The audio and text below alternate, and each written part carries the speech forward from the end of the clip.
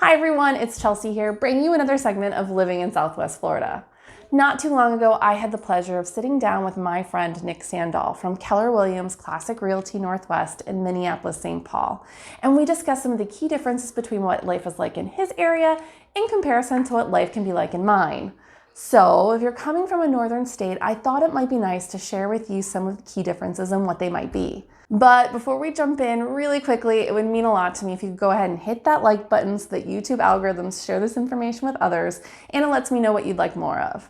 And as a thank you, here's some footage of some ospreys and their nests from Joe Stonis Park in Cape Coral. I know I say this in pretty much every single video, but I just love how close nature and wildlife are to us here in Southwest Florida. And really quickly, I wouldn't be doing my job well if I didn't remind you how much that we love helping people from all over the country buy and sell their homes here in Southwest Florida. So if you or anyone you know of are even thinking about moving, then feel free to use the contact information below. All right, let's jump right in.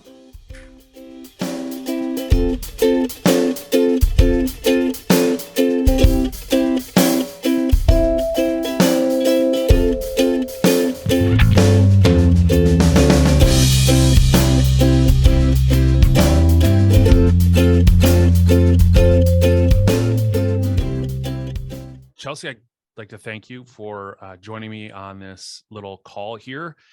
I think it's pretty great that we have this ability to kind of educate people on our respective communities and kind of show them the differences, especially being that we're both KW agents and have such a strong referral network and the ability to help people, whether they're choosing to kind of invest in Southwest Florida or if they find Southwest Florida too hot in the summer and want to move back up to the bold north here, we can kind of guide them in that direction. So thanks a lot. Oh, it's my pleasure. Thank you for having me, inviting me to do this conversation because I've been really looking forward to talking with you too.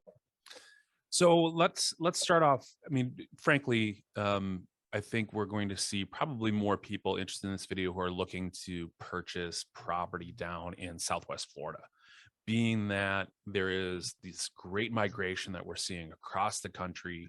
Florida is certainly one of those hot spots. It's had a lot of population growth. There's only so much room on the east side, I would assume, of the state. So, what it looks like in my research is that there's been a lot of value in the southwest portion of Florida. There has been, and what's really great about this part of the state too is that we have this very relaxed vibe. So when you mention the east side of the state, it's a totally different world than it is from here. Okay. Here it's, leaving the rat race and just taking it more to an island time. And even though it's not an island, but we've got enough islands on the barriers here that we tend to follow their lead and take it a step back and chill out a little bit. So it's a good location because we're close to everything still. Right. It's like 2 hours to Miami, 2 hours to Tampa, but we still have that kind of, slower pace, which is nice. Okay. So, and I don't want to put words in your mouth, but it sounds like you're saying you're a bit more Jimmy Buffett and a little less Pitbull, right? Like, yes, that's okay. That's a great analogy. All right. No, that's cool because and of course that and so does that end up having a bit more of a, without getting more of a retirement type age demographic, or what are you seeing in terms of demographics for Southwest, That's for like the Fort Myers, Cape Coral area? Yeah, I mean that's a really great question because we do tend to skew slightly older. However, the 65 and up is only about a quarter of our population. So we do have our median still like the high 40s, but it's not as aged as many people may think. So there's still like lots of fun things to do. We're still very active. We're just doing it with less speed or rush to our steps. And I don't want to accuse anybody of being old, young at heart still, right? No, but that does lend itself because you want to know if there is this migration, what kind of opportunities do people have for career, and obviously people can work a lot more remotely these days, so that looks advantageous if they can work fully remote. So have you seen that kind of aspect filter in terms of the demographics, or is that not really It's not really We're there yet. seeing a lot more work from remote workers coming down here. We are still seeing a lot of retirees. I talked to a lot of people who are like, I'm going to be retiring in a year. I retired last week and I'm headed down now. I got that call over the weekend. Okay. So we do have people who are either working elsewhere or have stopped, but a lot of our jobs are in sectors that support our population, right? So like healthcare, Okay. health is on a massive hiring spree right now. You pretty much look at them from what I hear and they're ready to hand you a job because they really need workers who have the qualifications to do so. Don't quote me on that, of course. Anybody no, and job. But I have heard that they do have lots of opportunity. Sure. The school systems, construction, you know, any of the industries that are service-based industries are doing really well down here. So definitely seeing a lot of that too. And I've been seeing a lot of, you know, people, construction workers who have been working in the north who want to head down and aren't quite yet ready to retire, but they still want to get here and get settled. So because we are having this massive growth. We went 32% year over year in one of our communities for growth. Yeah. And Southwest Florida was about 26% overall, but one of the ones that experienced the most growth had 32% year over year appreciation. Wow. And the last I heard, Florida's Department of Transportation is registering about 2,000 people a day that are new residents. So we are definitely seeing a lot of growth down here.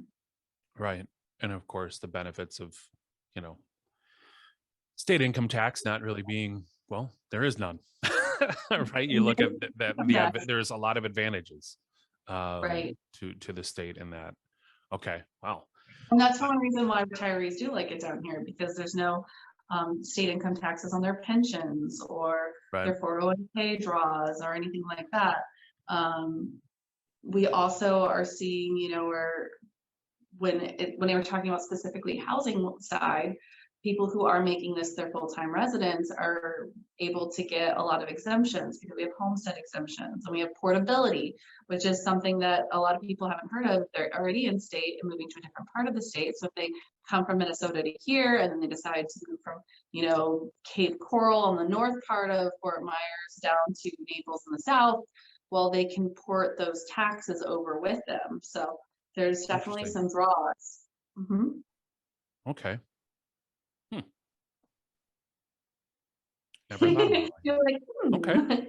Well, and I'm seeing a lot of investors starting to head here too, because as we've seen those appreciation growths, we don't have enough rentals right now.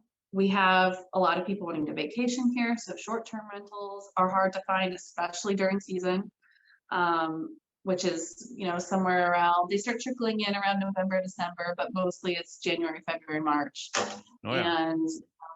And so there's not enough short-term rentals for them right now. A lot of the landlords who had long-term rentals sold off last summer when the market went bonkers, right? Yeah. Yeah.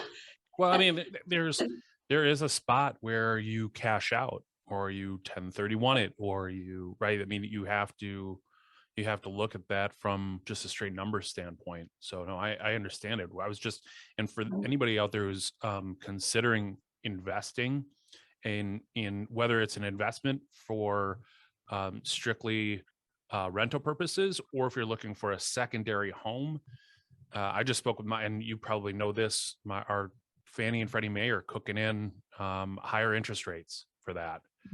So they're trying to quell that ability to just buy a house, you know, buy a second property, second home, if you will, and then VRBO or Airbnb it, you know, for the year, and not really use it as a secondary property and sucking up inventory like that. So that you should see, hopefully that should quell a little bit of your inventory issues in terms of sales. You're not have a lot of outsiders coming in and just buying up properties and keeping people out of home ownership, but we'll see. I agree, but I do want them to, we do need investors for long-term rentals to start Okay.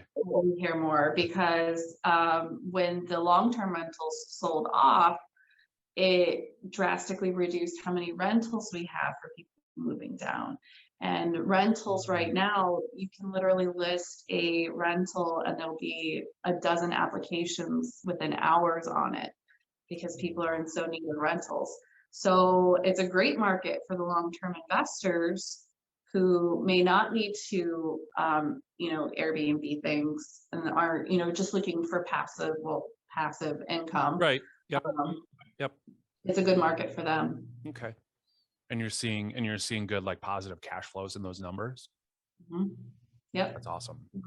Yeah. We don't really have that kind of, obviously we don't have that kind of situation here. Rentals are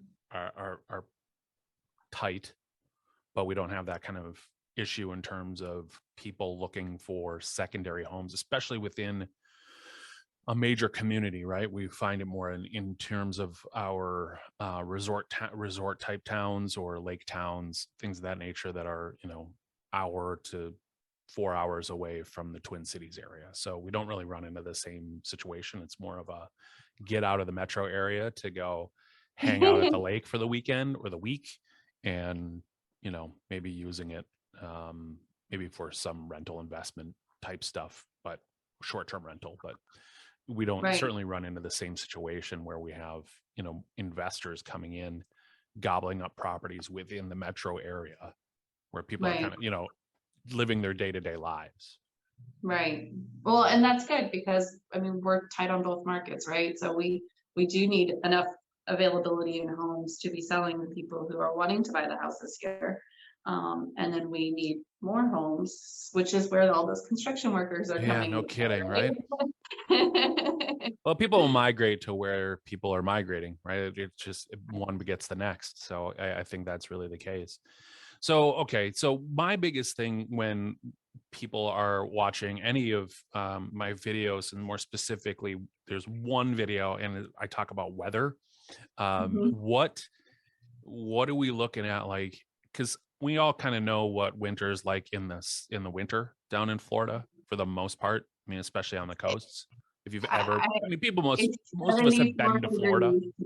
Yeah, it's 74 degrees today. Yeah. Okay. All right. What's today? February 15th, 74 degrees. Yeah, we're kicking it at 27 degrees. So thanks for that. But okay, but then you guys tend to have the same situation that we have in winters. Your summers are kind of nuts. They're hot. They're very hot. Our summers are, it'll say 90, but it'll feel like 100 to 110. With the humidity, it gets really warm. I tend to find that we spend our summers either inside in air conditioning or outside in pools and beaches, on boats. One of the great things around here is that we do have a lot of canals. Cape Coral in particular, which is just north of Fort Myers. There's a river that runs between the two of them. Cape Coral has 400 miles of canals, which makes it more than any other city in the world, even more than Venice, Italy. And as such, it makes boating a huge sport down here. So there's lots of boating, lots of opportunities to have waterfront property. It's more plentiful than other places because of that. And then there's certainly other communities too, like Fort Myers has their boating communities. Down Naples, they've got their own, but Cape Coral is known for the boaters specifically. Do people just boat in the canals? Not so much. I mean, it's usually more they to take get out, take the canal out into the bay or a bay or half of the Gulf. canals. Yeah, it goes right into the Gulf. So you've got half of the city will kind of flow out. Well, a quarter of the city really flows out to the river. The other quarter flows out to the Gulf, and you take the river to the Gulf. And then the other half is actually internal canals that are freshwater, and those do have lakes. You'll see people fishing more in the freshwater. Less like they might troll out to one of the lakes and go fishing in the lake. They are advertised as all sport lakes. I don't think I've ever, and maybe once or twice I've seen somebody go skiing, water skiing in there. It's usually pretty quiet in the lakes, but we do have people, and they're more used for transport than they are for just playing around in. Gotcha. Okay. All right. So I know you guys are big water sports fans, right? Well, I mean, it's it's interesting because we talked, it's the 10,000 or state of 10,000 lakes, right? So, which is interesting because Wisconsin actually technically has more lakes than us, but we grabbed the tagline evidently. But yeah, it is. I think frankly, the minute May hits, even though the lakes are not warm, people are certainly fishing. They've got their boats in the water, and it's June through August for sure. Those months, it's nonstop in the lakes. Not to mention going to people's lake properties, cabins, what have you. So yes, there is a body of water within probably 15 minutes, almost any home in the Twin Cities area. So that you could go grab a paddle board or jump on a boat or things of that nature. So you're not that far away from, and then we've got large enough lakes that are, multi-use, whether you want to go skiing or, or doing different types of fishing, but generally speaking, you're always near water. This time of year, it's just frozen. There's something therapeutic about being near water. For sure. There's just something that happens to the soul, like the instant calming, and it's. Yes, I wholeheartedly agree with that sentiment. There's no doubt. Yeah. So real quick, I just want to finish up on the canal thing. So does that, I suppose once you get used to it, it's a lot easier to manage, but I've understood that it's can get a little convoluted when getting around. That's true. Okay. You think that you can come through a neighborhood and you're like, nope, just kidding. There's no bridge across here. So there's a lot of, it sometimes reminds me of like those old cartoons where it's like, and like you got like the little lines going all over the place. Like, you feel like you should be in a clown car. Like, nope, not. Well, it's just like, you kind of cross back. Right. Yeah. It's hilarious. And I can just picture it. My father-in-law rents a place down there, and he literally was starting to tell me directions because we're going to visit him. I'm thinking, what are you talking about? I'm not there for another week. And he's telling me, well, you got to do this because the canals can really throw you off. So you got to go down this way and then take a left there because if you take a left too early, you'll get hit I'm like, okay, well, I guess canals are a problem. So you definitely want to use your GPS around here because what a savior, huh? Technology. Yeah, you really Imagine do. dealing with that. I know the roads and I still keep it on just in case I make an accidental turn. I get to talking to people and I don't realize it. It's very tricky. So like you think a neighborhood's going to go through, but there's a canal there and there's no bridge. So you have to go all the way around again.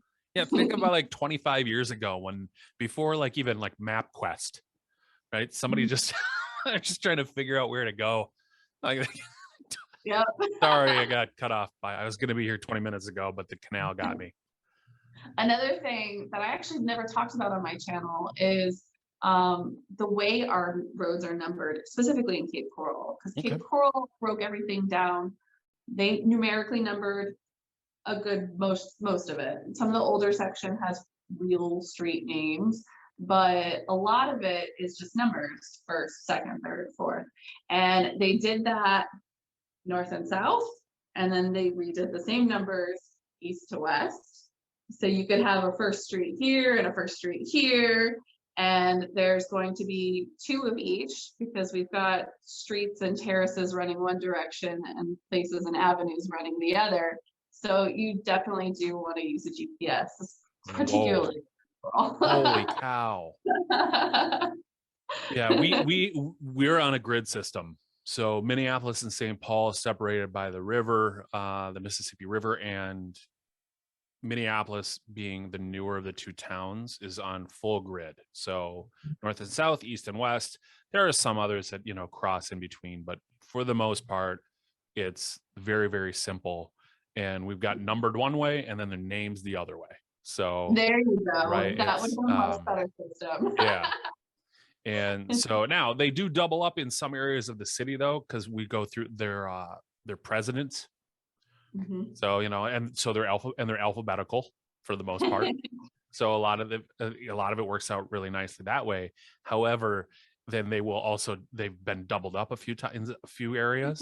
You have to know, I don't know. So there is some of that, but we're fortunate I'm not having to. Yeah. Whereas like St. Paul, like especially downtown, they've got roads that will curve. And it looks like a spaghetti junction, like some highways, right? You have no idea where you're going or how it's getting wrapped around because, as one former governor put it, it was designed by a bunch of drunk Irishmen.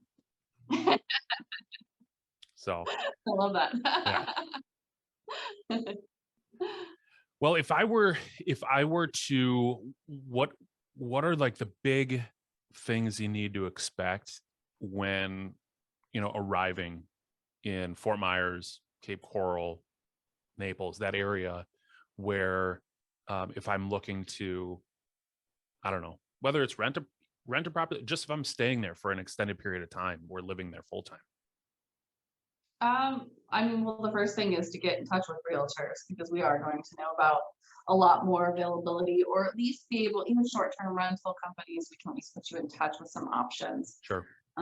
So that's always the best for, just like I'm sure for y'all, you have the same. There's my southern roots coming out, y'all. Are you originally from Florida? I am. Okay. I did. I grew up here. And my dad worked in sports, so I actually moved around the country for some formative years. Met my husband. We're now 10 years married, 20 years together this year. And thanks. And when we started having children, we came home. So, okay. Yep. So I am originally from down here, which is not common. We have lots of people from lots of other places. Okay. Well, yeah, I can imagine. It's but I wouldn't classify it as transient. No, people tend to come here and stay. Okay. And then the people who are raised, they typically leave. So there's a trade out at some point. Yeah, I would say so, just because there are still people who are here, but we've had so much population growth that, the populations when I was a kid were significantly less. My hometown had 40,000 people in it at the time, and now I think it's up to 200,000. So wow. It's just grown, but it still has a lot of that, like you can find pockets with that charm still. I mean, it's still a very suburban kind of lifestyle. It's, like I said, it's leaving the rat race still. Just like, the water is very like chill, and like one of the reasons why people love the Gulf is because everything's so relaxed, and like that's just our lifestyle. We're like that too. So yeah, but I did grow up down here, and there are still people who are here, but because it was such a small town, there's also people who are like, I want to see the world. Right. So we get some of that. How about where you're at? Do you find that Minnesota, Minneapolis, people do tend to stay around where they grow up? Absolutely. This is definitely an area where people kind of, their roots are here, they stay here. You see a lot of people who will move away, whether it's for school or just, out, their adventure when they're in their late teens and through their 20s, and they come back. That was actually me for a short period. But yeah, we see in terms of population growth, the state of Minnesota tends to lose people year to year. Now, we haven't had such a large population loss because typically people will move to warmer climates, whether it's Florida or, I mean, California for many, many years. So, but for generally speaking, for those who are looking to kind of the traditional life, you know, the married, the kids, the long-term 2.3 career. dog. Right, exactly. That's very much a Twin Cities and Minnesota kind of lifestyle, if you will. So we have a pretty low rate of migration to here and vice versa and out. But we're at a loss just slightly almost every year. In terms of like, you know, what to expect, it's pretty homogenized. One community is not all that different from the next in terms of like choosing where to live. You know, Minneapolis and St. Paul have their differences slightly, only because St. Paul is actually considerably older. But when we talk about the greater metro area and communities like that, you get from one suburb to the next is not too drastic. We just have, you know, just like every community, you have some that become a little bit more affluent, some are a little less. You know, some have just, you know, some have maybe more lakeshore and become higher value property, in which begets more affluent, which begets better school systems and, you know, things like that, or school districts, I should say. But outside of that, there's really a lot. Like I said, it's pretty basic in the Twin Cities. Pretty basic. Life is, you know what to expect, right? Like, oh, for sure. Yeah. We don't, I mean, and I honestly think, maybe this is just my particular lifestyle, we have a pretty kind of easy as you go kind of stuff. It's not a lot of hustle and bustle, especially in the last couple of years with a lot of the remote work. You have a lot more freedom to kind of do what you like, especially with kind of the companies that we have located here, that they're allowing that kind of thing. So, yeah. Which sort of employers do you have there? Well, the big hammer, especially for people who are kind of coming out of school and want, is Target. Target is headquartered in downtown Minneapolis. We're big on healthcare here. United Healthcare is one of the largest healthcare providers in the world, located here, as well as 3M, Cargill, a lot of Fortune 500 companies, as a matter of fact, to choose from. But healthcare is probably the biggest overall employer in the Twin Cities metro and probably even the state.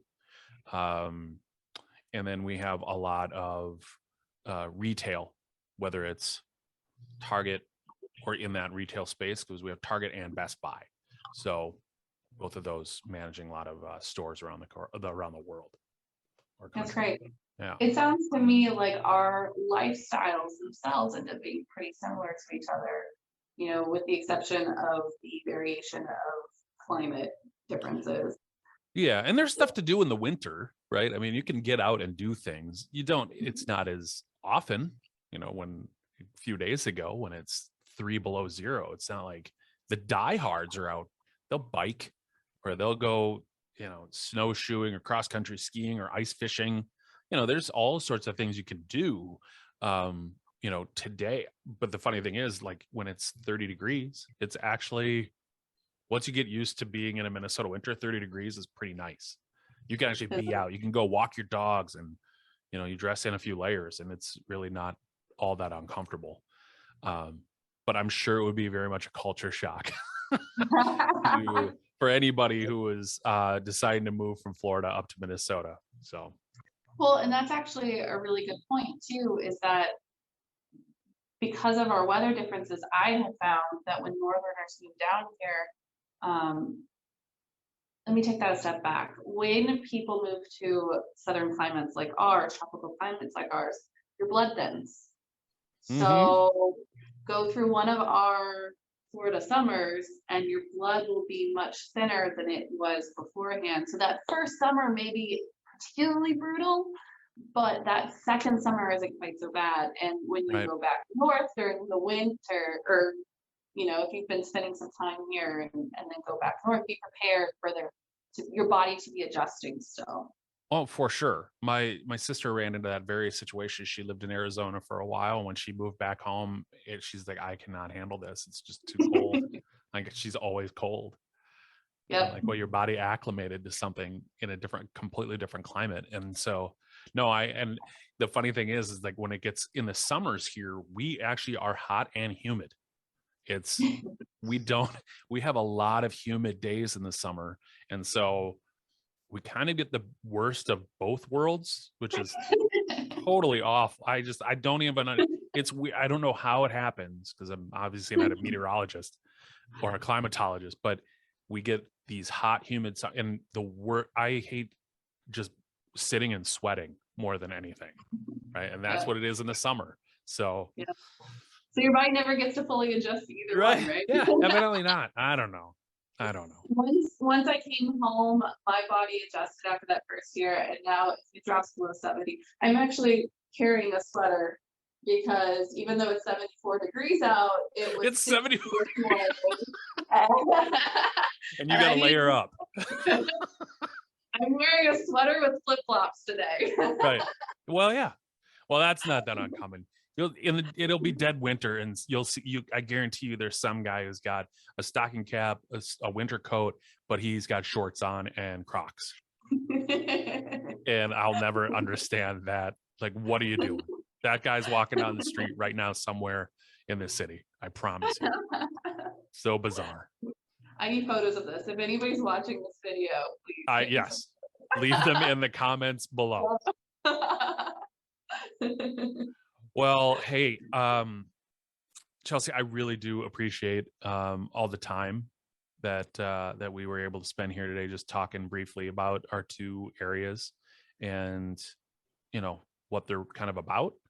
And of course, if anybody, whether you are in Minnesota and are looking for a place down in Florida, or vice versa, maybe you're in Florida and you want to buy a lake place up here for the summer to get out of those hot, humid days, obviously we are a great resource for anybody out there.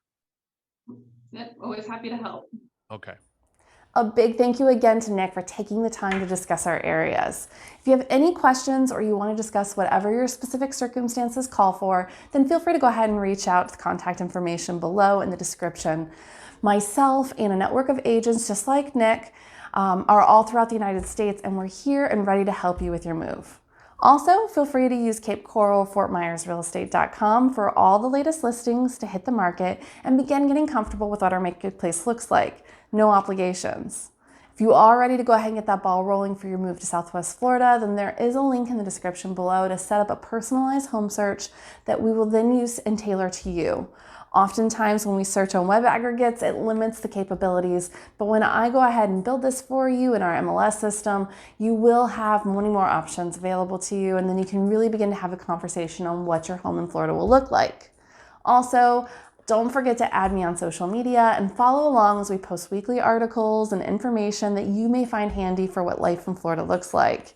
And as always, we really appreciate it when you leave a comment and hit that like button, subscribe button, and notification bells so that you can be notified on all future videos and how they may help you with living in Southwest Florida. Thanks so much for watching. Until next time, I wish you much health and happiness.